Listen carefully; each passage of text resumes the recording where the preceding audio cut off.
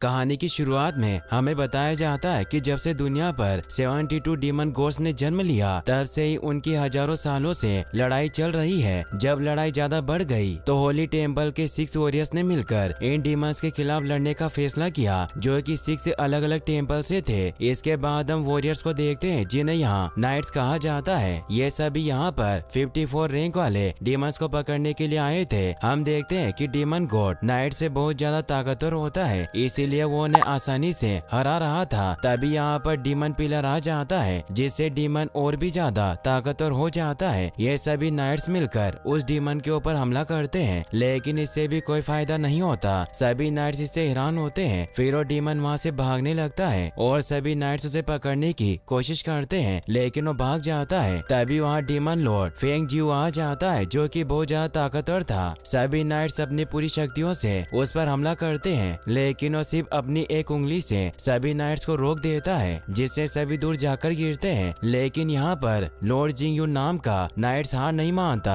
और अपनी सारी शक्तियाँ इकट्ठा करता है। उसकी बॉडी पर एक गोल्डन आर्मर आ जाता है, साथ ही उसके बहुत सारे क्लोन्स भी बन जाते हैं और फिर वो अपनी तलवार से उस डीमन के ऊपर हमला करता है। लेकिन वो डीमन लॉर्ड उसे अपनी 3 उंगलियों के फॉर्मेशन से ही रोक देता है। लॉन्ग जिंग यू अब भी हार नहीं मानता और वापस उसे मारने के लिए आगे बढ़ता है, लेकिन इस बार डीमन लॉर्ड उससे नहीं लड़ता और वहाँ से जाने लगता है और गायब हो जाता है, जिसे देखकर सभी हैरान होते हैं। इसके बाद हमें बताया जाता है कि उसी दिन लॉन्ग जिंग यू की वाइफ बायू भी अजीब कारण से गायब हो गई थी। फिर हमें बायू को दिखाया जाता है, जिसके पास 2 डीमन आते हैं और उसे साथ चलने को कहते हैं। वो जाना तो नहीं चाहती थी, लेकिन वो जानती थी कि सबको बचाने का यही तरीका था, इसीलिए वो उनके साथ चली जाती है। और बहुत समय बाद आसमान में चांद और तारे दिखाई दिए थे, क्योंकि डीमन लॉर्ड यहाँ से चला गया था। सब कुछ शांत हो गया था। इसके बाद हमें 10 साल बाद का समय दिखाया जाता है, जहाँ हम ओडिन सिटी को देखते हैं, जहाँ बहुत शांति थी और वहाँ सब कुछ बहुत अच्छा चल रहा था। फिर हम एक नाइट टेम्पल को देखते हैं। यह बिल्कुल स्कूल की तरह था। यहाँ एक मास्टर अपने शिष्यों को नाइट बनने की ट्रेनिंग दे रहे थे। वो उनसे पूछते हैं कि तुम नाइट क्यों बनना चाहते हो। वो सभी बच्चे कहते हैं कि इंसानियत की रक्षा के लिए, इस टेम्पल को बचाने के लिए, परिवार और दोस्तों की रक्षा के लिए। दरअसल इन्हें यहाँ ट्रेनिंग करते हुए पूरा 1 साल हो गया था और आज इनकी एक परीक्षा भी होगी, जिसमें इनकी स्पिरिचुअल एनर्जी का टेस्ट होगा। इनके मास्टर इनसे कहते हैं कि अगर तुम्हारा नंबर 10 से नीचे हुआ तो वो फेल हो जाएगा और वो घर जाएगा। अब परीक्षा शुरू होती है और सबसे पहले जियांग हो जाता है और उसका एनर्जी नंबर 13 आता है, यानी कि वो पास हो गया था। अब ऐसे ही सभी आते हैं, कुछ उनमें से फेल भी हो जाते हैं। आखिर में हम लोंग आओ चेन को देखते हैं। जब वो अपनी तलवार उस स्पिरिचुअल पिलर पर मारता है तो उसका नंबर आता है 9, यानी कि वो इस परीक्षा में फेल हो गया था। सभी ये देखकर बहुत ज्यादा हैरान और उदास हो जाते हैं। किसी को भी इस पर विश्वास नहीं हो रहा था कि आओ चेन फेल हो गया। हाओ चेन अपने मास्टर के पास भागकर जाता है और एक और मौका मांगता है, लेकिन ऐसा नहीं कर सकते थे, क्योंकि फिर उन्हें सभी को एक मौका देना पड़ता।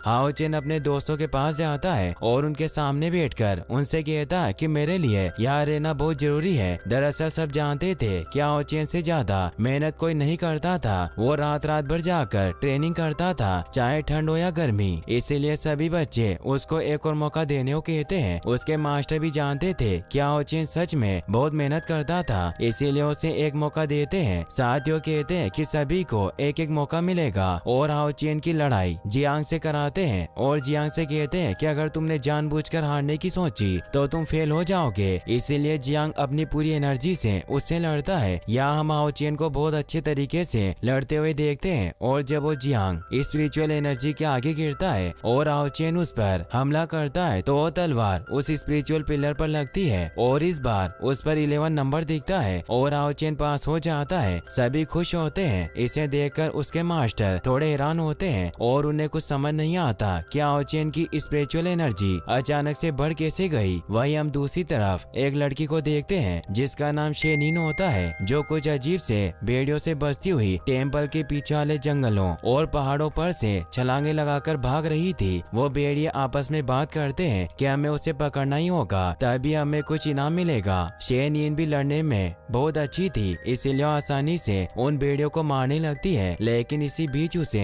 एक भेड़िए के पंजे से चोट लग जाती है, जिससे वो कमजोर पड़ने लगती है। लेकिन जैसे तैसे वो उनसे बचती है, पर एक भेड़िया आसमान में उड़कर उसे मारने वाला होता है। तभी हमें टेम्पल दिखाया जाता है जहाँ सभी बच्चे अपने अपने घर पर जा रहे थे और सभी के मम्मी पापा उन्हें लेने आए थे, पर हाओ चेन के लिए कोई नहीं आया था। जाते हुए उसके मास्टर उसे एक कांच की छोटी सी बोतल देते हैं जिसमें कुछ टॉनिक लिक्विड पीने के लिए था। दरअसल ये एनर्जी को बढ़ाने के लिए एक एनर्जी ड्रिंक की तरह था। जब उसके मास्टर उसे लिक्विड देते हुए देखते हैं तो उसे देखकर समझ जाते हैं कि हाओ चेन उनसे कुछ न कुछ तो छिपा रहा है। और यहाँ हमें पता चलता है कि हाओ चेन के नंबर उस वक्त कम क्यों आए थे। दरअसल वो ये लिक्विड अपनी माँ को दे दिया करता था क्योंकि उसकी माँ बीमार थी। जियांग जो कि उसका दोस्त होता है जाते हुए उसे कहता है कि तुम्हें अपना भी ध्यान रखना होगा, जिस पर हाओ चेन कहता है कि माँ अब ठीक हो रही है और बहुत जल्द वो पूरी तरह से ठीक हो जाएगी। यहाँ जियांग सर पर हाथ रखकर सोचता है कि जब हाओ चेन की एनर्जी बिना उस टॉनिक लिक्विड को लिए इतनी है तो अगर वो टॉनिक लिक्विड लेता तो क्या होता।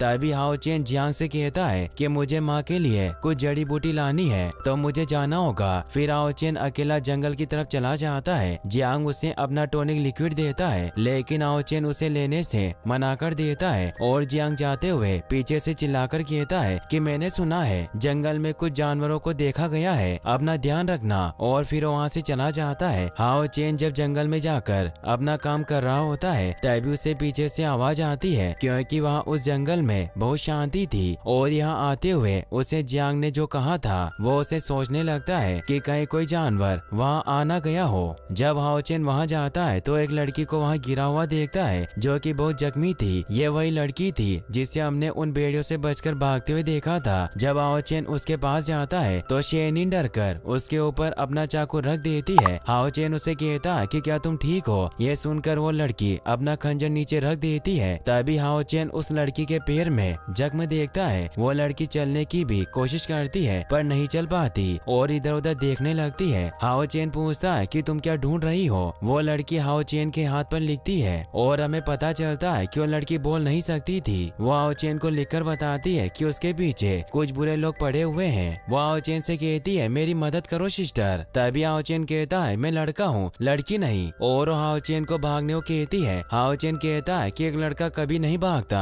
और वो आज खुश भी था क्योंकि वो परीक्षा में पास हुआ था, इसीलिए वो उस लड़की को तलवारबाजी कर कर दिखाता है। तभी एक बार उसकी तलवार उसके पीछे किसी को लगती है और जब वो देखता है तो वहाँ वही भेड़िए थे जो उस शेनिन का पीछा कर रहे थे। हाओ चेन उससे डरकर उस लड़की को उठाकर वहाँ से भागता है और कुछ भेड़िए उनके पीछे भागते हैं। भागते हुए हाओ चेन के चेहरे पर जंगल के पेड़ों की कुछ लकड़ियाँ भी लगती है जिससे उसे चोट भी लग जाती है लेकिन वो नहीं रुकता। अब भागते भागते एक भेड़िया छलांग लगाकर उनकी तरफ कूदता है। तभी इससे बचते हुए हाओ चेन एक पत्थर से टकरा जाता है। अब वो भेड़िया दोबारा से हमला करता है। इस बार हाओ चेन उससे लड़ता है और वो भेड़िया हाओ चेन को उठाकर दूर फेंकता है जिससे हाओ चेन शेनिन के ऊपर जाकर गिरता है। तभी हाओ चेन को ऐसा लग रहा था जैसे समय रुक गया हो। वो उस लड़की को देखने लगता है, साथ ही वो लड़की भी उसे ही देख रही थी। इससे पहले कि वो भेड़िया दोबारा से उन पर हमला करता, हाओ चेन उस लड़की से कहता है कि चिंता मत करो मैं तुम्हारी रक्षा करूंगा और उस भेड़िया से लड़ने लगता है। तभी हाओ चेन देखता है कि भेड़िया हमला करते वक्त अपने पंजे सबसे ज्यादा चलाता है, इसीलिए उनसे बचते हुए उसकी गर्दन के ऊपर हमला करता है जिससे भेड़िया को लगती है और वो गुस्से में आ जाता है। अब सारे भेड़िए मिलकर उस शेनी की तरफ बढ़ते हैं लेकिन हाओ चेन फिर से उनके बीच में जाता है। उन भेड़ियों को गुस्सा आता है और वो सभी मिलकर हाओ चेन को बहुत मारते हैं। शेनिन जब ये देखती है तो उसे बहुत बुरा लगता है क्योंकि उसे बचाना तो चाहती थी लेकिन वो क्या करती।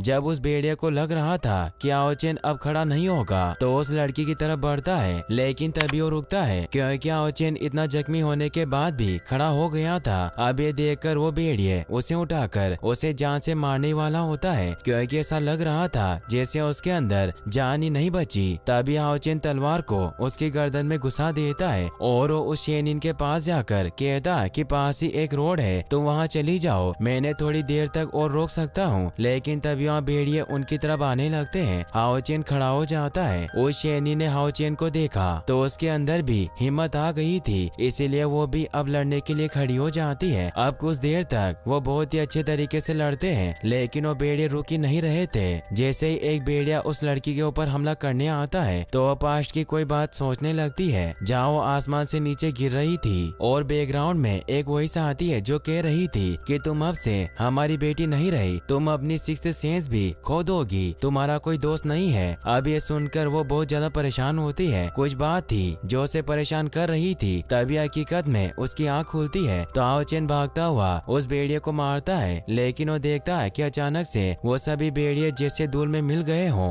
तभी वो दूर पहाड़ पर एक आदमी को देखता है। वो आदमी तुरंत ही टेलीपोर्टेशन की मदद से उनके पास आ जाता है। दरअसल यह आदमी शेनिन को लेने यहाँ आया था, जिससे डरकर शेनिन हाओ चेन के पीछे छुपती है, जिसे देखकर हाओ चेन उससे कहता है कि मुझे लगता है कि ये तुम्हारे साथ नहीं जाना चाहती। वो आदमी हाओ चेन की तरफ तेजी से हमला करके उसे बेहोश कर देता है और फिर वो उस शेनिन के जख्मों को भी ठीक कर देता है और उससे साथ चलने को कहता है। शेनिन उसका हाथ पकड़ती है और हाओ चेन की तरफ देखती है। वो आदमी कहता है कि तुम चाहती हो मैं इसकी मदद करूं? वो लड़की हाँ कहती है। वो आदमी उससे कहता है कि तुम्हें वादा करना होगा कि तुम भागोगी नहीं और अपना ट्रायल रैंकेरेशन वुमन भी पूरा करना होगा। तभी वो उसके बारे में सोचकर घबराती है, लेकिन हाओ चेन के लिए वो इसके लिए भी हाँ कर देती है। अब वो आदमी अपनी मैजिकल पावर से हाओ चेन की सारी चोटें ठीक करने लगता है और कहता है मैंने नहीं सोचा था इसकी स्पिरिचुअल एनर्जी इतनी कम होगी। ये सब करते वक्त